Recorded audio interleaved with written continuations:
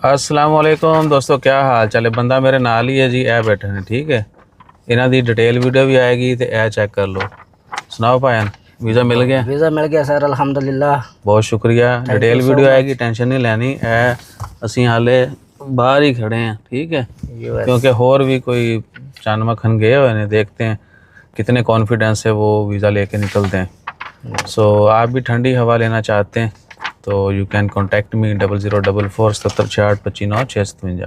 Detail message करना है, आवाशा voice message नहीं करना। वाल अपन लवा लेने ने कोई गाहक तुर्की चो को पैसे चंगे दे देवे तो वाल अपन लवा लेने ने। वैसे तो ਜਿਹੜਾ ਬੰਦੇ ਦਾ ਵੀਜ਼ਾ ਲੱਗਿਆ ਇਹ ਵੀ ਲਵਾ ਸਕਦੇ ਨੇ ਮੇਰੇ ਵਾਲ। ਇਹਨਾਂ ਨੂੰ ਯਕੀਨ ਹੀ ਨਹੀਂ ਸੀ सर ਅਸੀਂ करने नहीं अप्लाई नहीं करना। देखो ठीक है, किया है। और आहो बहरहाल बहुत खुशी हुई, इनसे ज़्यादा मुझे खुशी है। ठीक है जी, अपना ख्याल रखिए, दुआ में याद रखिए। जज़ाकल्लाह।